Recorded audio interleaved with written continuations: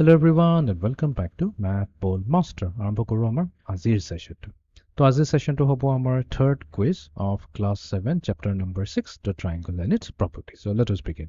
So এই কোৱেশ্চনটোত এটা ট্ৰায়াঙ্গল দিয়া আছে আৰু আমাক সুধিছে যে এই x ৰ ভ্যালুটো কি হ'ব। ইয়াতে x দিয়া আছে। এটি ক্লিয়াৰলি আমি দেখা পাইছো এটা ট্ৰায়াঙ্গল। সো লেটস সে আমি ট্ৰায়াঙ্গলটোক নাম দি দিও ABC। এতিয়া কি হৈছে ইয়াতে এই ট্ৰায়াঙ্গলটো দুটা সাইড ইকুৱেল হয়। তো সাইড AB হৈ যাব ইকুৱেলস টু AC। তো এই দুটা সাইড যদি ইকুৱেল হৈ যায় তেনেহলে কি ইহঁতৰ অপোজিট এংগল কিটা ইকুৱেল হ'ব। তাৰমানে এই এংগল আৰু এংগল ইকুৱেল হ'ব। ইয়াতে আমি ক'ব পাৰিম যে angle ABC equals to angle ACB। এতিয়া এই এংগলটো কি দি আছে ABC এংগলটো দি আছে x ডিগ্ৰী। তাৰমানে এটো হৈ যাব আমাৰ x ডিগ্ৰী। ওকে আমি পাই গলো দুটা এংগল হৈ গৈছে ইকুৱেলস টু x ডিগ্ৰী।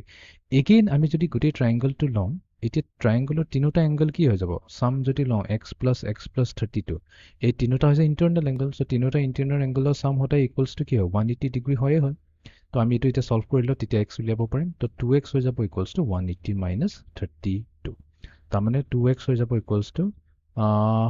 ইফালে আহিব আমাৰ 8 ইফালে হ'ব 4 so 148 আহিব over 6 7 8 yes তো x হৈ যাব ইকুৱেলস টু 148 ডিভাইডেড বাই 2 তাৰমানে আমি পাম 74 degrees তো ইয়াতে আমি পালো x ৰ ভ্যালু হৈ যাব 74 degrees ওকে এতিয়া আমি যাও নেক্সট কোৱেশ্চনটো তো ইয়াতে কৈছে classify the ট্ৰায়াঙ্গল ABC by its sides তো এই ট্ৰায়াঙ্গলটো চাই পেলাই আমাক ক্লাসিফাই কৰিব যে ই কি হ'ব ইকুইলেটাৰেল হ'ব আইসোসেলিস নে স্কেলিন হ'ব ইকুইলেটাৰেল হ'ব নোৱাৰে বিকজ তিনিটা সাইড ইকুৱেল নহয় ৰাইট দুটা সাইড 5 আছে then the side AB and side AC but third number side BC to 7 হৈ যোৱাৰ কাৰণে এটো ইকুইলেটাৰেল হ'ব নোৱাৰে ওকে স্কেলিনো হ'ব নোৱাৰে স্কেলিনৰ কেছত কি গুটি কিটা সাইডে ডিফাৰেন্ট হ'ব লাগিব ইয়াতে তো এটলিষ্ট দুটা সাইড ইকুৱেল আছে তো তাৰমানে আমাৰ তাত থাকি গল কি অপচন বি আইসোসেলিস এন্ড ডেফিনেটলি এটো আইসোসেলিস হ'ব আইসোসেলিসৰ ডেফিনিশনটো এটো আসলে এনেকুৱা এটা ট্ৰায়াঙ্গল যে দুটা সাইড ইকুৱেল হয় ওকে চেক কৰি লওঁ ৰাইট এতিয়া আমি যাওঁ নেক্সট কোৱেশ্চনটো তো আমাক এই ট্ৰায়াঙ্গলটোৰ এংগল এটা আছে x হেতু উলিয়াব দিছে তো এটো যদি ট্ৰায়াঙ্গল ABC বুলি কয় তেনেহলে এই সাইড এন্ড এই সাইড ইকুৱেল হয় তো তাৰ মানে এই এংগল আৰু এংগলটো ইকুৱেল হ'ব তো এটো যদি x আছে এটো x হৈ যাব পাই গলো তিনিটা ইন্টাৰনাল এংগল সো দুই তিনিটাৰে যদি সাম লওঁ তো আমি পাম 2x + 58 হৈ যাব equals to 180 so 2x will be equals to 180 - 58 so 2x is equal to 22 degree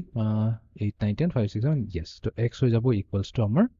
এটো sorry এটো 122 degree so 122 divided by 2 হৈ যাব আমাৰ 61 degrees তো ইয়াতে আমি পাই গলো x ৰ ভ্যালু তো x will be x হৈ যাব ইকুৱেলস টু 61 degrees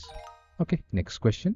তো ইয়াতে আমাক তিনটা ডিফাৰেন্ট টাইপস অফ ট্ৰায়াঙ্গল দিছে তিনিটাৰে সাইডবোৰ দিয়া আছে আমি ক্লাসিফাই কৰিব যে ইকুইলেটাৰেল হ'ব নে নহয় তো ইকুইলেটাৰেল হ'ব কাৰণে আমি চাব লাগিব যে ট্ৰায়াঙ্গলৰ তিনিটা সাইড ইকুৱেল থাকিব লাগিব তো ইয়াতে এটাই ট্ৰায়াঙ্গল আছে যাৰ তিনিটা সাইড ইকুৱেল আছে তো তাৰ মানে এইটোৱে হৈ যাব ইকুইলেটাৰেল বাকি দুটা হৈ যাব নট ইকুইলেটাৰেল ঠিক আছে বাকিবোৰৰ সাইড ইকুৱেল নহয় ইভেন দো ইয়াতে দুটা সাইড ইকুৱেল আছে বাট আমাক তিনিটা সাইড ইকুৱেল লাগিছিল যেহেতু ইয়াতে দুটাহে ইকুৱেল এটাটো নহয় তো এটো আমাৰ ইকুইলেটাৰেল হ'ব নোৱাৰে ওকে এতিয়া আমি যাওঁ লাষ্ট কোৱেশ্চনটোলৈ ওকে সো আমাক এটা ট্ৰায়াঙ্গল দিছে আৰু ইয়াতে x ওলাব দিছে আমি ট্ৰায়াঙ্গলটো প্ৰথমতে নাম দি দিও ABC এতিয়া ট্ৰায়াঙ্গল ABC ত কি হৈছে AB and AC দুটা সাইডস ইকুৱেল হয় তো তাৰমানে এই দুটা এংগল এক্স্যাক্টলি ইকুৱেল হ'ব বিকজ ইহঁতৰ এডজাসেন্ট এংগল এইটো হৈছে তো তাৰমানে এইটো যদি 39 এইটো 39 হ'ব এতিয়া আমি তিনিটা এংগলক এড কৰি দিও x + 39 + 39 এই হ'ব ইকুৱেলস to 180 so x plus so 39 + 39 হৈ যাব আমাৰ 78 equals to 180 degree so x কি হৈ যাব 180 - 78 degree তো এটো দিব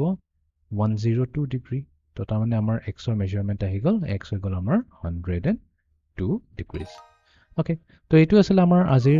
কুইজ সেশনটো যত আমি সাকসেসফুলি কি কৰিলো এংগলস উলিয়ালো এটা আইসোসেলিস ট্ৰায়াঙ্গলছ আৰু ইভেন ক্লাসিফাইও কৰিছিলো যে এটো ইকুইলেটাৰেল হয় নে আইসোসেলিস ট্ৰায়াঙ্গল নে স্কেলিন ট্ৰায়াঙ্গল তো এটো আছিল আমাৰ আজিৰ সেশনটো see you in the next session thank U